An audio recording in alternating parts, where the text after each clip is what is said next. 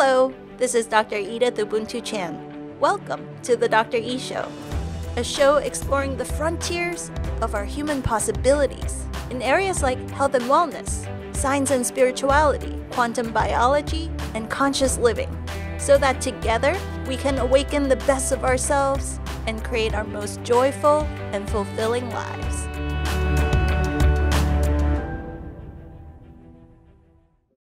My guest today is Mas Sajady, one of the most fascinating, inspiring, and extraordinary human beings I've ever met. After his second near-death experience, Mas awakened unusual abilities to see into our underlying spiritual blueprint, frequencies, and patterns that determine our experience of life. Through these abilities and insights, he's able to bring into our world a much deeper understanding of the spiritual mechanics that drive our habits, patterns, and frankly, the results that we get in life. Today, Mas helps thousands of students and clients each and every week transform their health, their career, their relationships, their finance, and so much more. Even though this work he does is very unusual and hard to put into words, the transformational results that his clients experience speak for themselves, which is why his community has literally doubled every 6 to 9 months just through word of mouth without any advertising since he began sharing these gifts with the world. His podcast, Exponential Intelligence, has now been downloaded over 2 million times, and his students all around the world are not only healing themselves of old blockages and limitations, but many of them are awakening extraordinary abilities, creating massive ripple effects and awakenings in communities around the world. Beyond his work as a transformational catalyst, Mas is a loving father to 6 beautiful children. He loves to fix his house, travel, drive fast cars, motorcycles, and just enjoy life. So please help me in welcoming my friend and mentor, Mas Sajady. Welcome, Mas. Thank you so much, Edith. How are you doing? Great. Thank you so much for making time to chat with my community. Let's get right into it because a lot of us are new to your work. Can you tell us how you awaken these special abilities that you have? So, and I'll just call you Ubuntu because I'm just familiar. Yes. Yeah. Okay. So Ubuntu, what happened is back in the early days, and a lot of people have near-death experiences, and I just want to stress that the reason why I was gifted with these special abilities is because I was honed or groomed to have these near-death abilities, which will help me rise to higher and higher levels. Okay, so the first near-death was in my early 20s. I had my jaws crushed in a warehouse accident. It was a college job. And at that level, it allowed me to open and expand and understand who we truly are. Because most of us think that, we're a student, we're a doctor, we're this and that. But in reality, we're much higher, we're much grander, we're much broader. So that first near-death allowed me to understand the 99% of who we are. Almost all of us, Ubuntu, work at a 1% level. So we identify with the 1%, which is human or physical form. Does that make sense? Mm-hmm.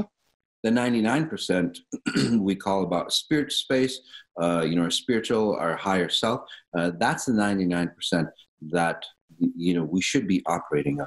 So the first near-death allowed me to understand the 1%, the limited perspective of who we are, and then the 99%, which, if you have a near-death properly, puts you into that space and you start to see and start to understand life.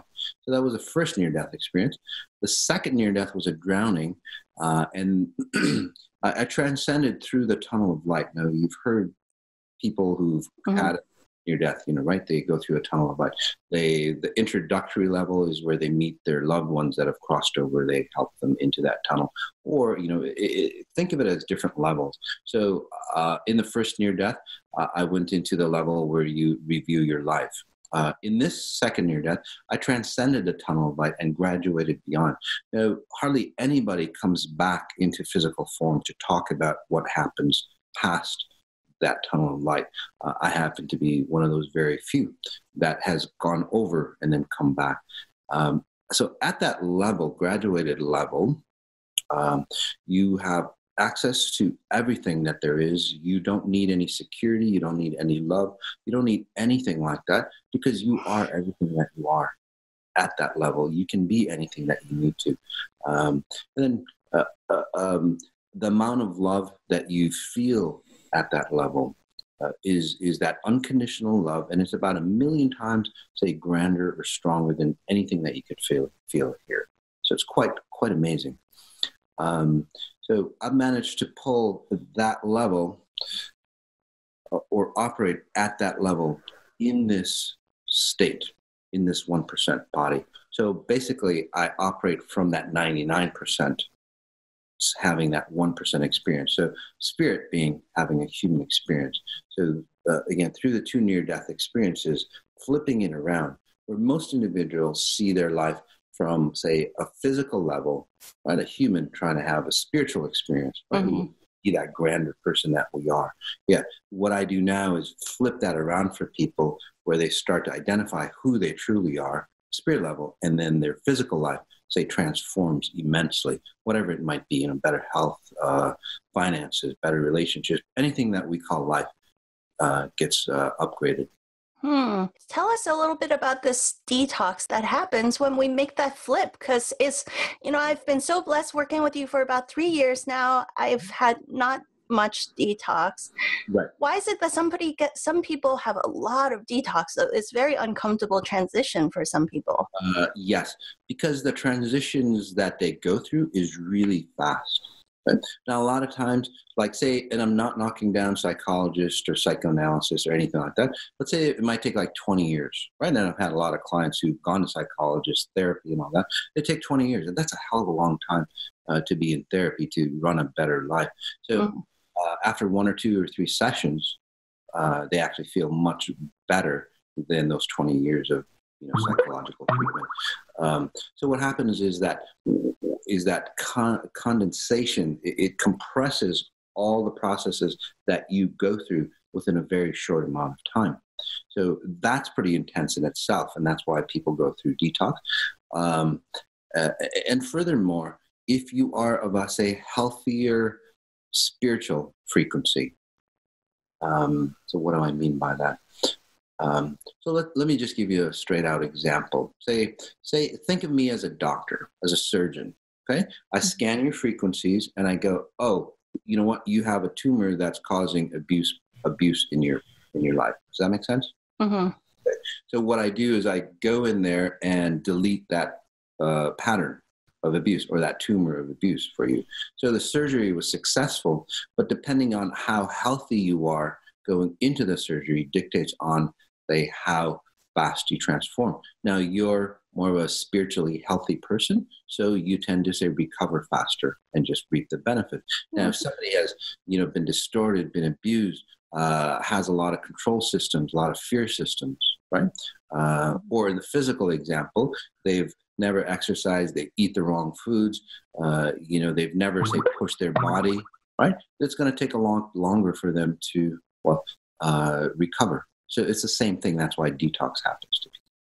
So you said a tumor. Does it really look like that? Do you see frequency, patterns, geometries that look tumor-like when you see these distortions? What does it look like? Really, but it's like a group of patterns that I see in people. Now, if you actually do have a tumor, I can scan you. And again, I'm not saying I'm a doctor. I don't cure you. I don't diagnose you or anything. But yes, I can see a pattern of, say, a tumor.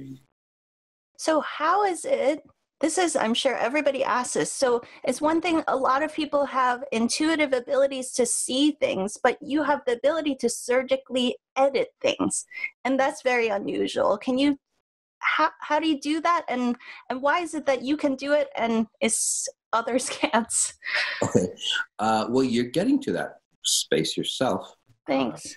So from what I see, so one thing that I want to clarify, that I'm not intuitive in the normal sense. It's just a span of knowing, just like you you were intuitive, but now there's more of a different, say, sense of knowing. Does that make sense? Yeah. So that's where we are. So this bypasses your emotional state. It bypasses what am I trying to say? So it bypasses all the emotional values of how, say, people sense things. So I'm not clairvoyant, clairaudio, clairsent, whatever they call it. Clairsentient, yeah, all the other ones. Feeling, knowing. I'm none of those. Okay. But I do know things because it's the same. Let's see how I say it. It's like when I read you, I can plug into your hard drive, your memory banks, your spiritual memory bank, and see things exactly as you see them. Does that make sense? So it's different than, say, having something get downloaded or channeling or anything like that. It's very accurate. And sometimes people think I'm non-emotional because that space is non-emotional. So it bypasses all the emotions. So with that understanding, I see those patterns that actually create you, not the emotions of it. So if you can see that, I can actually go in and then say delete or remove those patterns that are distorting you. Not exactly sure how that works, but it's literally like reprogramming somebody. I didn't say in the introduction that you were a computer programmer before. Yeah. So do you feel that was part of your grooming process to really see the programs and debug code and understand how to do that?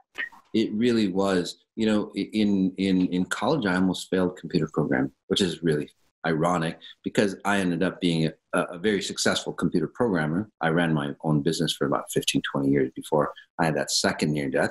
So now I recode or reprogram people instead of computers at a very high level, say 3D language. How did your personal life transform after the second near-death experience? Did you go through heavy detox yourself? I actually did. I went about 3 or 4 years of heavy detox, and it's not because I wasn't like spiritually healthy or abused or anything like that, but to the levels that I've gotten to shift people, you really have to go through some intense, say, training. And it was more of training rather than letting go of old patterns for me. If you look at it, and many people do this, and you've gone through that process of change, right? Yeah. The dark nights of the soul. I mean, Jesus went through it. Buddha went through it. Muhammad went through it. All, some of the other great individuals that I scanned, they all went through it. And what that is really pulling away from the identity of being human and then seeing yourself from a spirit being having a human experience.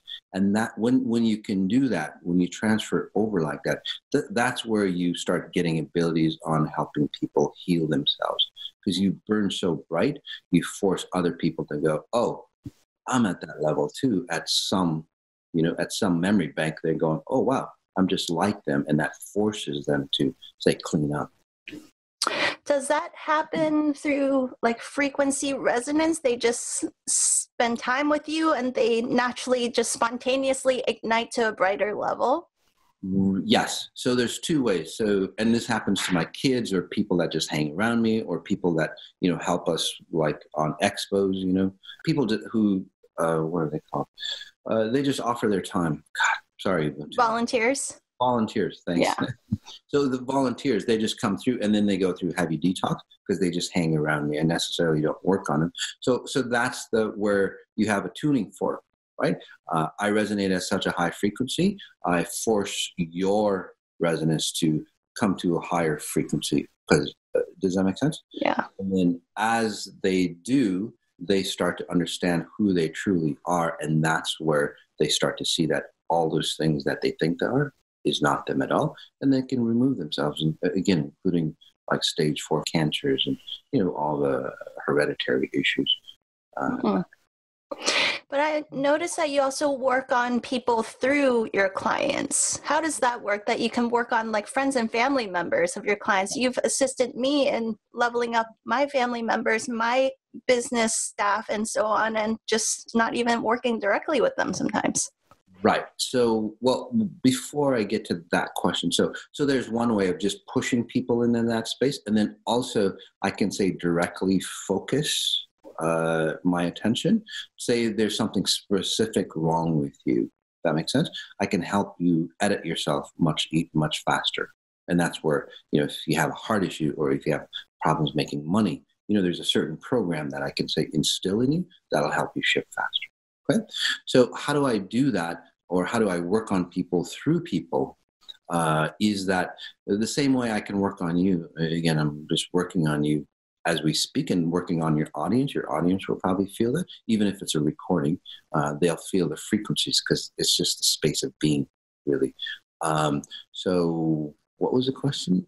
How do you work on people through other people, like indirectly? Right. So think of it as a neural network of computers, right? You know that individual. So I can log into you effortlessly. And then when you talk about somebody, I can access like through your network. I jump on over to their programming. And since I work at a level of no space time, they're right in front of me. I can pull their essence like right here. The records that you talk about pulling, is that the same as what in the spiritual circles we hear about Akashic records, or is it different? The Akashic records, so the Akashic records are really from what I'm seeing, and again, correct me if I'm wrong, but just tapping into the Akashic records. So those are actual, say, physical history of time for an individual. Does that make sense? Yes. So I go deeper than that. And there's, again, the Akashic records are accurate, but I go deeper into that and understand why the physical history of that individual happened. Right? Oh, okay. You're going into the metadata or something, the source code beneath it. Yes. So again, it's just like, if you did a biography or an autobiography, somebody wrote your life history, right? That would be an Akashic record. Yes. But then it doesn't go in and go, why this happened? Right? Why did they live the life that they did? So I go into the underlying programs of why their life was created the way it was, and then help delete it or say edit that. Wow. Why hasn't somebody like you come along before? Is there like a timing of humanity's transition that this is the right time to receive your kind of gift on the planet? I think so. There has been people. I mean, there's Jesus at a much higher level than, but even Jesus said that there's going to be people that are going to be far grander, they do far greater things than him, right? So maybe this is we're the pioneers that is bringing people to that level, right? I don't see it as one person, although I would be that harbinger to say usher in a new paradigm. Okay. So I can see that happening, and then there'd be tons of people, and that's why your awakening and all the people, a lot of the people that I work on, right? They start to awaken, and then we're all at that level, and that's what I think Jesus and Buddha and all those individuals were actually talking about. By the way, I might reference Jesus and Buddha. I'm not religious in any way, but they were great, fantastic individuals that ascended, right? And they had fantastic abilities. So. Yeah, but I sense that I'm also not a religious person, but I sense that Jesus was limited by the language of his day. Like it was hard to teach but now you can use computer analogy, quantum physics analogies, and we have, a different understanding of technology to describe all this stuff.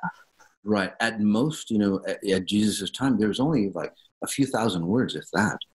And can you imagine, we have a hard time with Ubuntu trying to define what we're seeing and what I see and what I see in people and how I shift people. So imagine at his level. And that's why he always did the analogies. Or the parables, yeah. The sad thing about that is that, and I'm not saying those people were stupid or anything like that, but they didn't know how to read. Well, there was no reading back at the time, right? Mm-hmm. So how do you relay what we see, all those quantum theories that quantum physics can't even explain, at his time frame? So he used parables. Unfortunately, those parables, people got stuck on the actual story of the parables, not the concept what he was trying to teach. Yeah. So people started taking it literally instead of figuratively. Yeah. Yeah. So. I've heard you say that what you do for people, we can all do for ourselves, but you just help us accelerate into it faster. Yes. So what's the dance between us relying on your help versus being self-empowered in our own awakening journey? Can you talk about that? Sure. So I'm more of a coach type. individual. And I'm not a success coach or anything like that. But basically what I do, and even to say if I edit you and change the way you see illness in yourself or family members, right? I can edit that program. But the way I do it allows you to go through the process yourself. Right? And that's what, again, that's where detox comes in. There's many reasons for detox.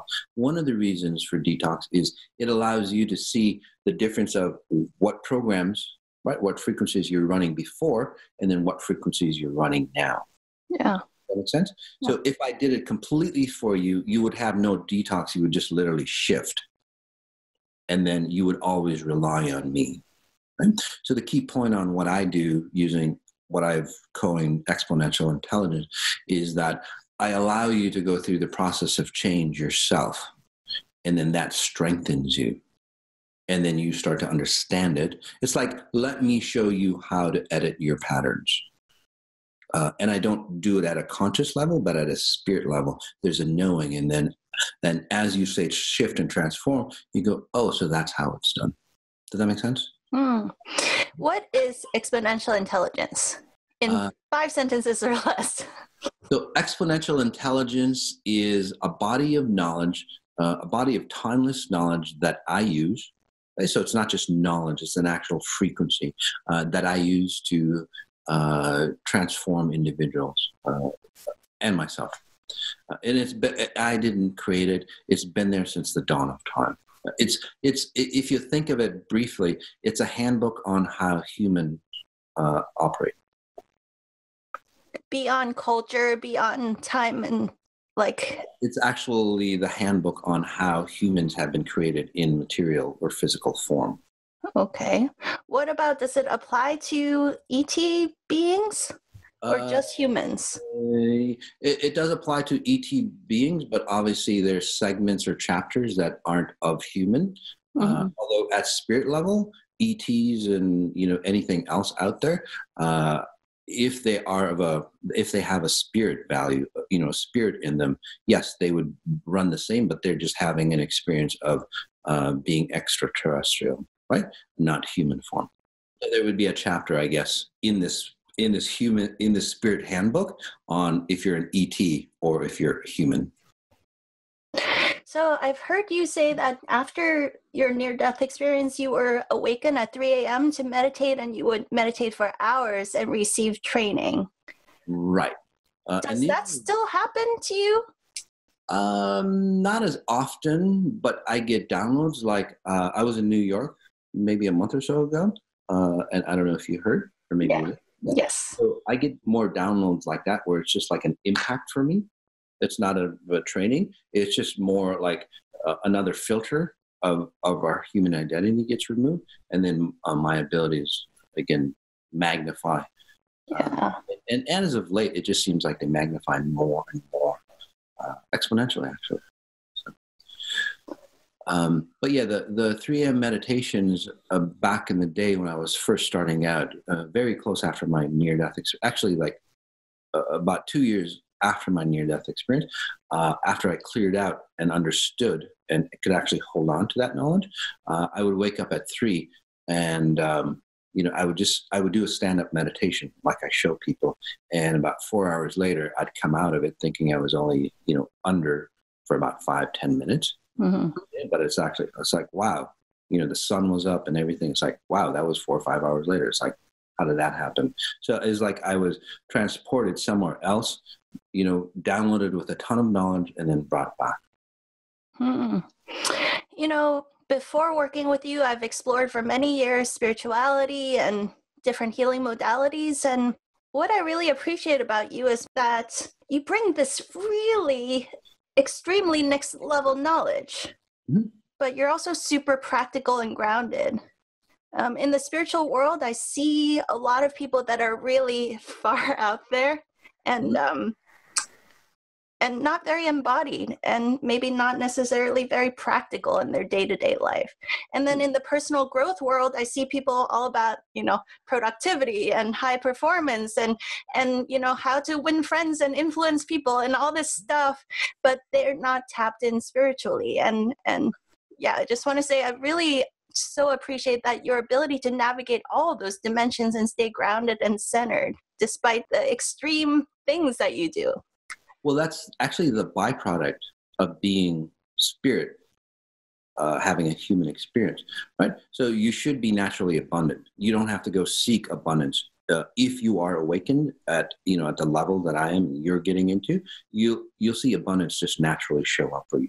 Obviously, we still have to do work. You have to go to work or do whatever, but it's a natural state of being, right? So those individuals who are spiritual, they're actually like looking from a human perspective, and they see, say, the brilliance of spirituality. Right? Mm-hmm. They see their higher self, but they can't reach it. And that's why they're always reaching outside of themselves. So that's why they seem spacey and not involved with the human form or the physical form, right? And then the people who are, say, physically based, they're reaching out for abundance, right? More money, more success, more whatever. And they're in the same process. They're in the same boat, maybe a different side of the coin, as the spiritual people. They're not connected to identify who they truly are, because they would be one. Everything would be complete, the spirit side and then the physical side. And just one question I have to ask of those spirit people or religious people, why would a higher, say, being a God, I call pure source, create such immaculate and complex beings as a human body, as human form, if it's not necessary? Right? Most of those spirit beings or religious beings, it's like, well, this life is a test, it's a waste, whatever. You're more, it's more important, to be spirit level bound, right? So that's totally wrong. Again, why would somebody invest so much time, right, to creating complex beings and understandings of who we are and go disregard it? So what EI does is actually pulls your spirit into you. And that's what we're actually looking for, the identity of being in human form. And then you take this human form to a higher level. And that's a huge difference. You don't leave it behind.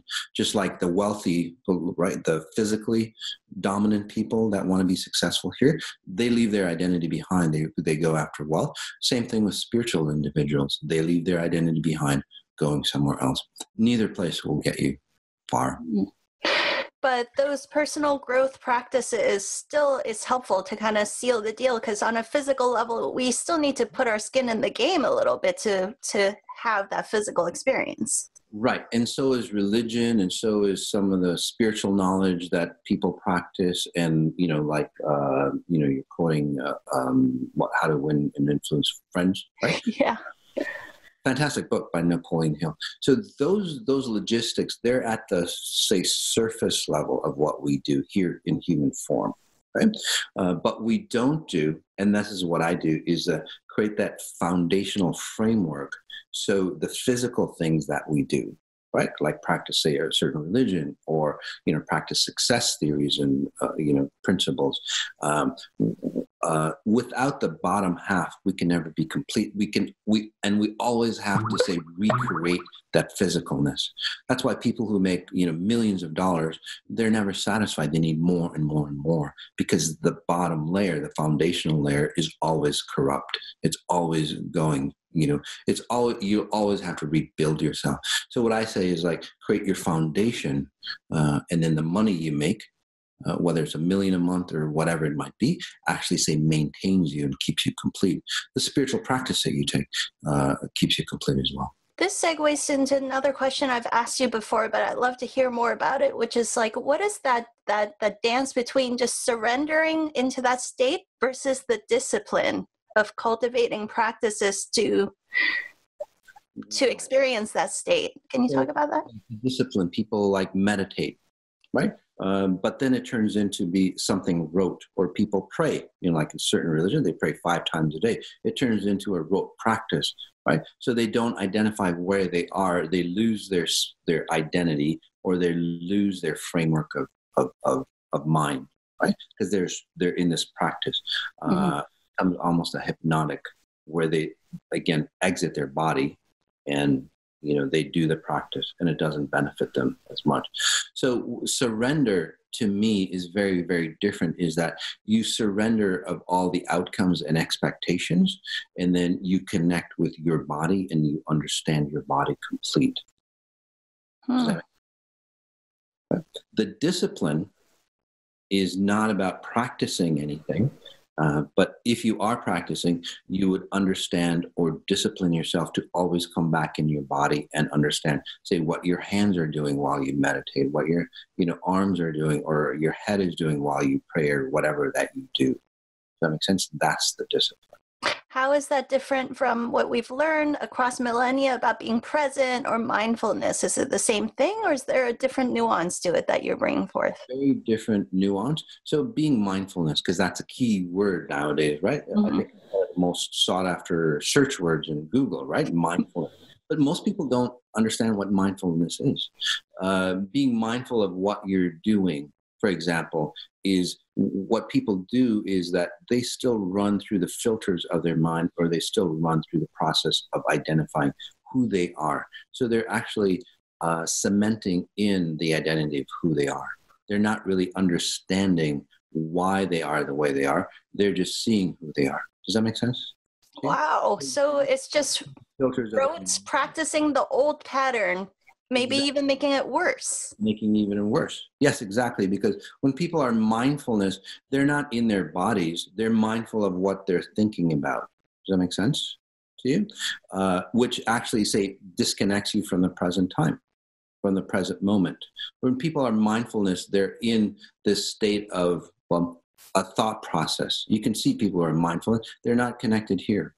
They're not connected in a physical form. They may be clear in their mind, but their mind is a filter of who they think they are.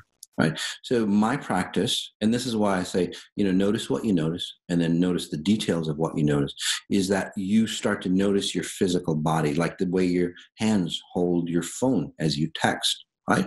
That's really being mindfulness, when you're completely aware of your body 100% while you're involved in this environment, whether you're washing your hands, taking a shower, driving, talking to people. If you're mindful of what your body's doing, you'd be amazed at how you see yourself, and then all the crap that is not you that you can just start deleting. So that's the huge difference. Yeah. So that's another way of looking at how we should use our bodies on the journey of awakening, is that it is the most important tool we have, actually. Right. It's the most important tool because it's present right here. It is right here, right now. It locks you into the present moment. In most ways of mindfulness, again, it doesn't lock you into the present moment. It locks you into your mindset. Wow. For your audience, you should try it. 1, notice your mindfulness, and then 2, notice, say, your hands, or the way you walk, or your back as you're walking, or whatever it is. You'll see the difference. I've heard you talk about how getting rid of all these, do you call them filters or distortions? Yes. Shedding all of that gets us to ground zero. Yes. And we don't really even know what kind of life we could create as a humanity if we were at that level, because most of us are so far away from that.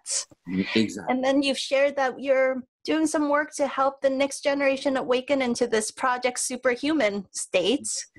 Can you kind of talk about the different levels that are possible for us? Right. So ground zero. So, and I'll just use my hands. I wish I had a little chart to draw this out. But so we're at a 0 level. So that would be 100% human. Does that make sense? Our spirits, understanding what, say, a human would involve. All the characteristics of a complete human. Does that make sense? So that would be ground zero at a 0 point. Okay. So right now, according to scientists, and I believe this too, we're using about 10 or 12% of our human capacity, or our brain capacity. Right? You've heard that before, right? Yeah. So now we're at 0. So now we're down, say, 90% of where we are. Does that make sense? We're down here. Yeah. Right?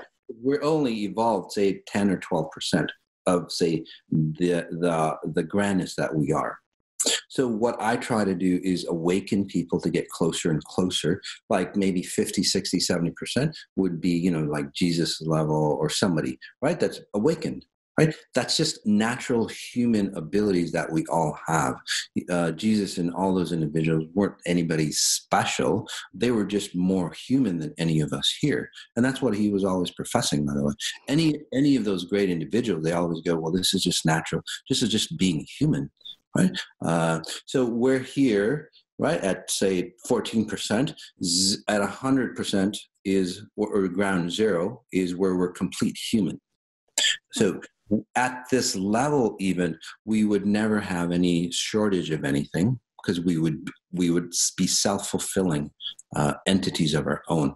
There would be no shortage, there would be no lack, thus there would be no abuse, no distorting laws. You wouldn't be abusing the planet or anybody else, right, to create your own prosperity. It never happens on the spirit side, an awakened spirit. It wouldn't happen here. Right. By the way, it's a reflection of where we are at spiritual awakening. Whatever is happening here on physical form is a reflection of, the blueprint that we're running at spirit level. Mm-hmm. So again, we're actually awakened at only 14%. So human status is at 0%. And then superhuman is that pushing beyond the envelope and starting to operate that gap between spirit and human, so going more into a timeless being. And that would be where, you don't have to, say, exchange your bodies or die the way we normally die. There wouldn't be no decay. We would basically, for example, in this scenario, you would say, tone down or lessen your frequencies to become in human form, physical form. And if you wanted to, say, leave, you would just resonate at a higher frequency and then transcend higher. There would be no residue. Does that make sense? So you could dematerialize your physical form and rematerialize it just by shifting frequencies. Yes, that would be that superhuman process where you're identifying yourself as spirit and then physical being at the same time, and knowing the difference and controlling both. Right now, we have to get dumbed down to create this much density and this much experience in physical form. Does that make sense? So it's hard for our listeners to not be kind of depressed hearing that we are so minute in our ability to tap into our human possibilities. Why did we get so dumbed down to begin with? Well, we had to get dumbed down. Remember, we started at 0. We had to get dumbed down, just like any great invention, right? It's really bulky in the beginning. That makes sense, right? Like the smartphones. Remember the smartphones? Yeah. Like this big, that came in a suitcase, under a briefcase. Remember that? And now they're little handheld things, right? So the same thing is, say, creating a human experience here. We have to, and it's not like we're dark or anything like that, but we had to create all the possibilities of how this thing, having a human experience, works. So what we've done is we've evolved up to a 14% identity and removed all the things that haven't worked. So we're actually more brilliant than ever in human form, but nothing compared to spirit body. So we should actually be excited about it, because this new layer that's coming out, and it's going to be a huge jump. We might even jump from 14 to, say, 20%. So it's a great time to be alive. So we should actually be excited, not depressed. How quickly is that transformation going to happen from 14 to 20?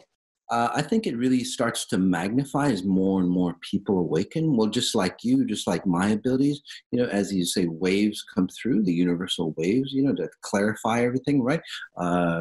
Make things more efficient, just like, the smartphones, right? They're much more efficient now. Our human identity is going to be more efficient. And everything gets magnified as time goes by, like you. So the next time you get upgraded, you'll see a huge jump on your abilities of where they were to where they will be. And you've noticed that now. Have you noticed that every jump, every level that you go, it gets bigger and bigger for you? Yeah, that's true. I've heard people that are fans of artificial intelligence repeatedly talk about the fact that humans' consciousness is flatline and technology's acceleration is doubling every year. And so do you disagree with that? Do you feel that human consciousness has the ability to be exponentially growing also? I disagree with that pattern, although the more or the further they separate their identity from time, right? By not being present, by getting stuck in technology or anything else, yes, they start to flatline. But there's a ton of people, and this is that that shift that's coming, that people are awakening to who they are. So they actually say those individuals will grow exponentially, just like AI does. So do you recommend that we don't rely too much on technology because it's dumbing us down? What's your advice on that? Yeah, I recommend that you don't get stuck into technology. Like people, they live for Facebook and social media.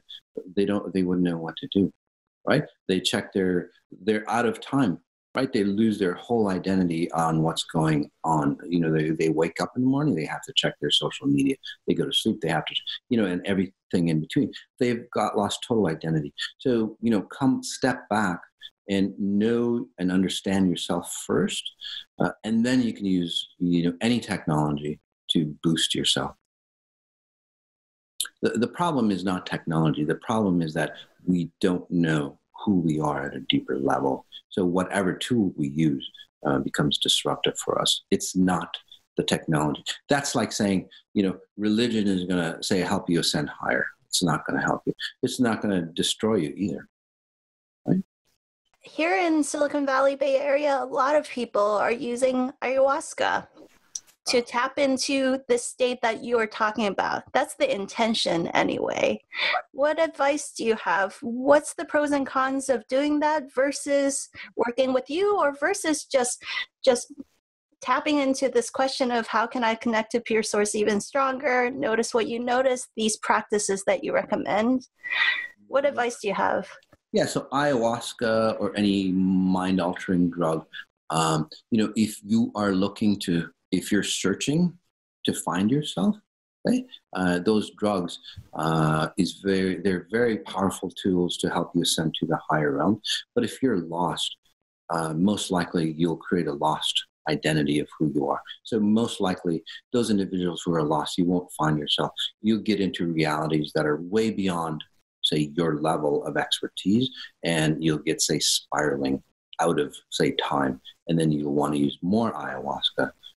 So it doesn't really help you. If you are a strong individual, right? Or if you are working with somebody that knows what's going on, and again, most individuals, shamans and those individuals, they don't know what's going on. So say that you did ayahuasca with me, and again, I don't do drugs or anything like that, but if you would have a grand time, you would have a great trip, I could send you to those higher levels at a safe level and then pull you back down. It would be like having a safe near-death experience. That makes sense? So basically, if you're using any mind-altering drugs, if you're lost, it'll magnify you being lost. And if you're strong, it'll help you, say, ascend higher.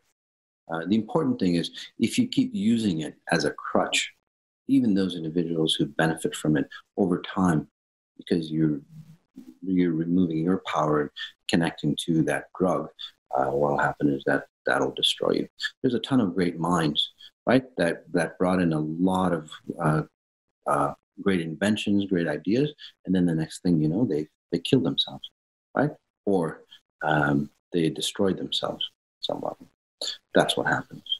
So I wonder if you have some simple ground rules that we can use to discern which teachers or healers we should work with. How can we tell we're working with someone that is at a high level and pure and connected to pure source in the work that they do? And maybe that's in healing, shamans, but even the accountant you hire and the business manager for your business. Like what are some ground rules we should be looking for to tap into that pure source state and across all aspects of life? Well, look at their life. And I'm not saying, the wealthier they are, the happier they are, not like that. But look at when you meet them, do they look truly happy? Are they healthy? Right? A lot of these healers, so-called healers, they're running the wounded healer scenario. So they're sickly themselves. They're not abundant themselves. And they're trying to teach you how to be healthy and then abundant. If it hasn't worked for them, it's not going to work for you. right? The same thing with religion. Look at religion. If you're not getting the same results as the creators of those religion, then obviously they're doing something wrong. I don't care if they've been doing it for thousands of years. I don't care, if they've had a master degree and, reading the Bible or whatever, they go through, right? If it's not working for them, if they're not getting, say, like 10% of those great leaders, then obviously it's wrong. It's way off the mark.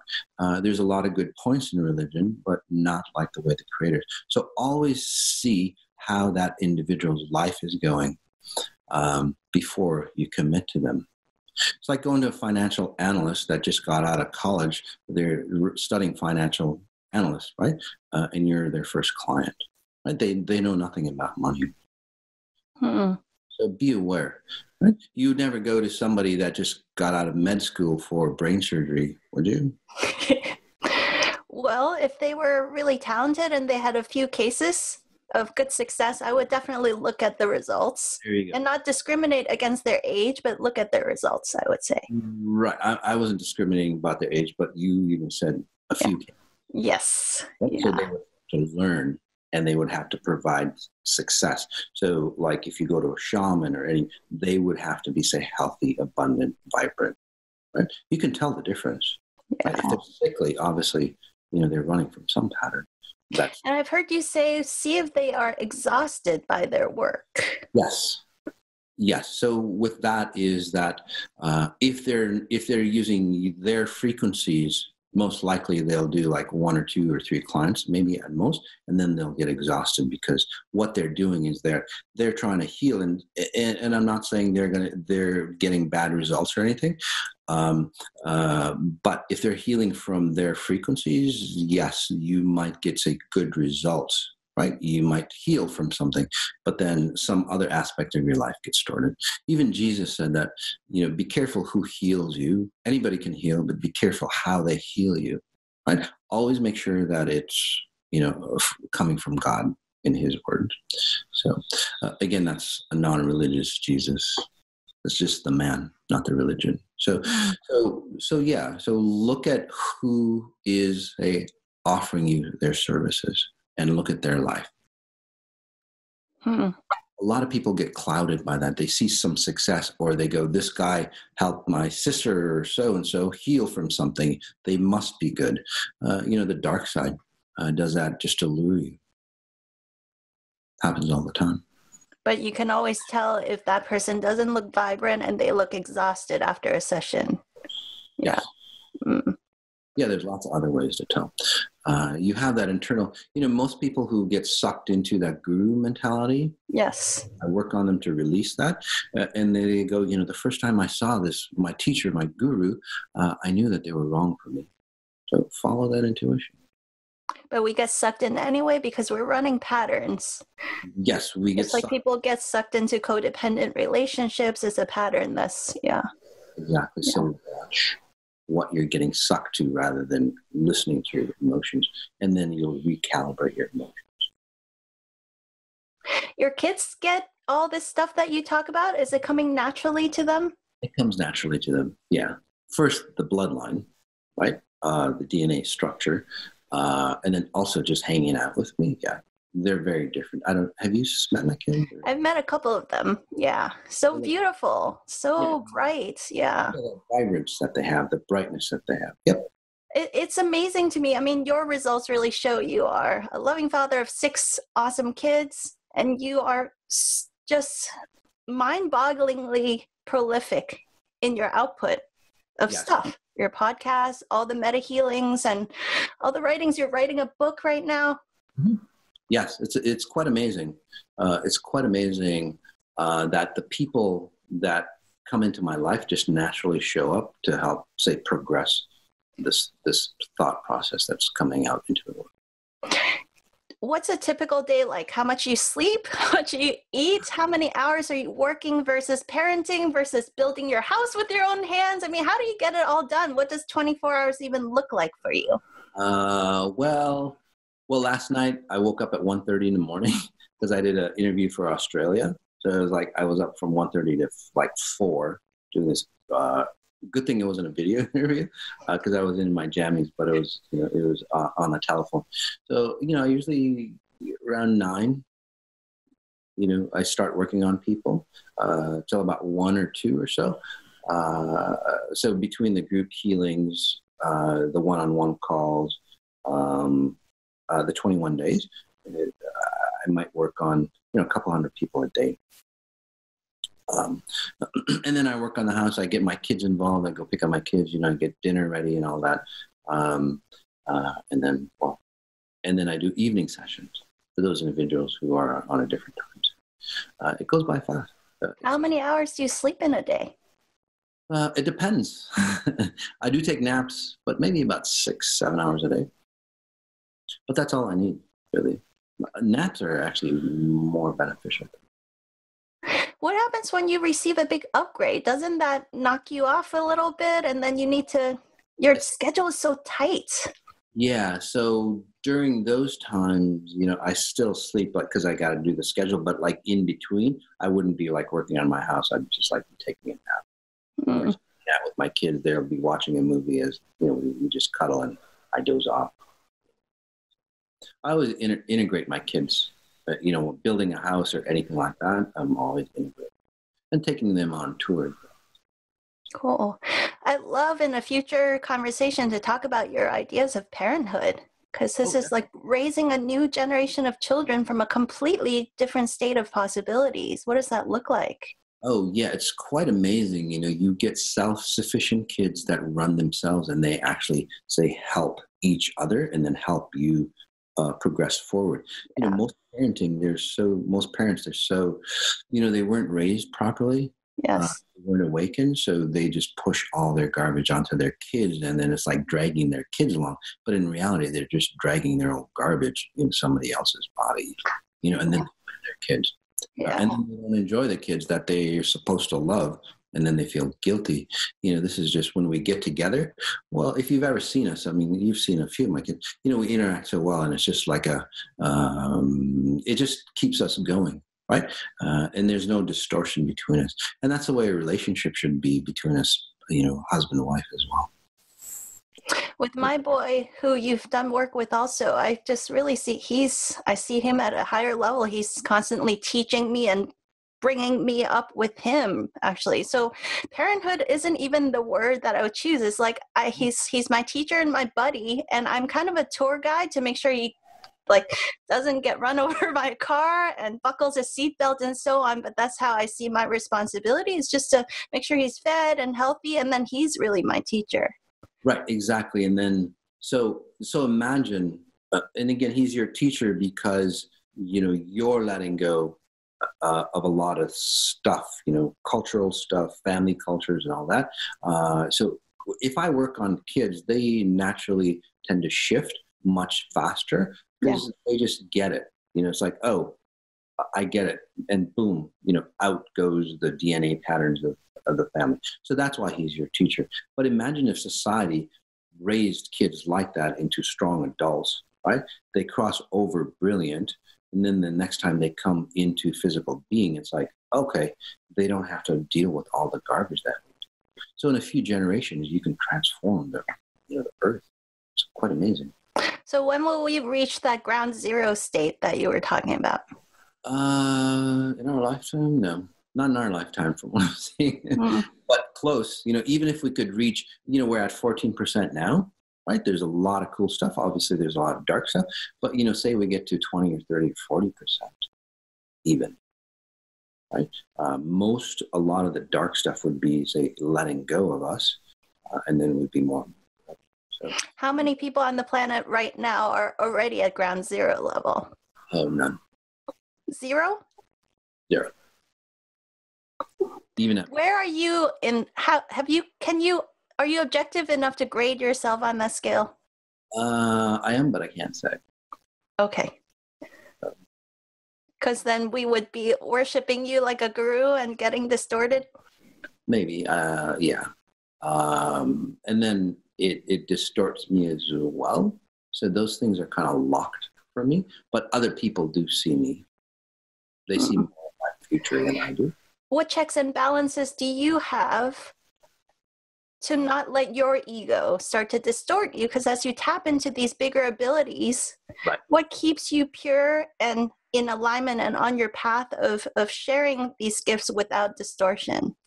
Sure. So that's a really interesting question. So when people say ascend higher, right, into the ranks, it's not about moving away from the dark and going towards the light. It's actually say mastering both sides, right, evenly, right, and staying afloat. So you get to a certain level, and then you bypass being good and bad. You bypass the ego completely. Right?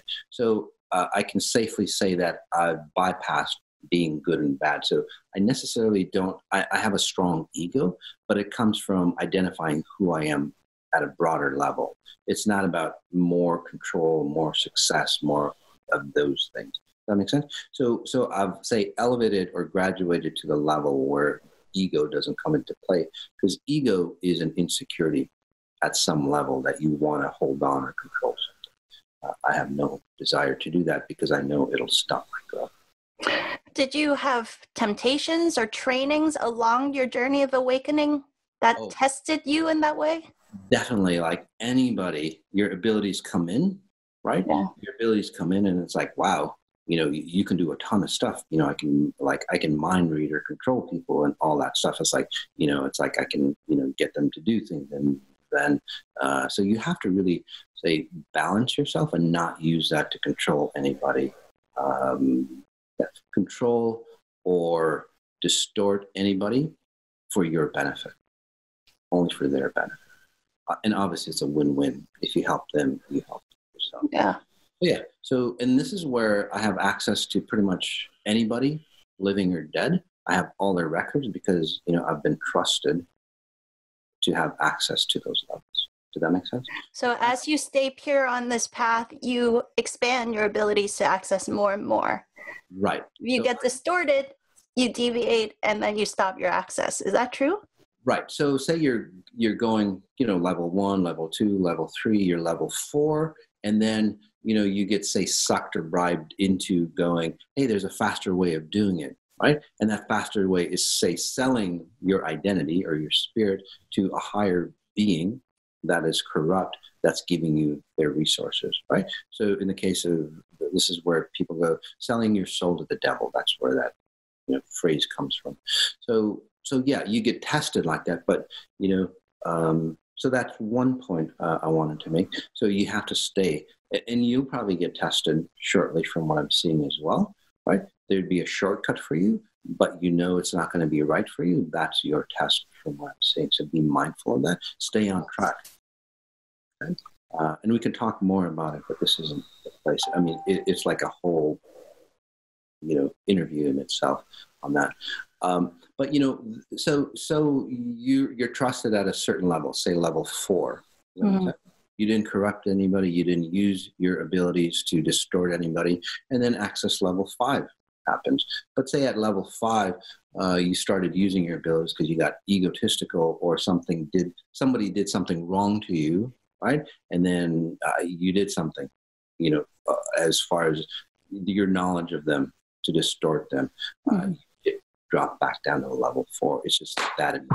It's just the laws of straight out physics. Right? So you have to stay pure, and then more and more abilities or opportunities open up. So a simple reminder to ourselves is to whatever we do, as long as nobody's harmed and everybody wins, that's the paradigm that we want to make sure we stay in. Right. So if your abilities and what you practice, if you're distorting or oppressing anybody to get to higher levels, okay, then it's not right for you. And it's not according to, say, society's standards, by the way, of harm. That makes sense to you. So, for example, if you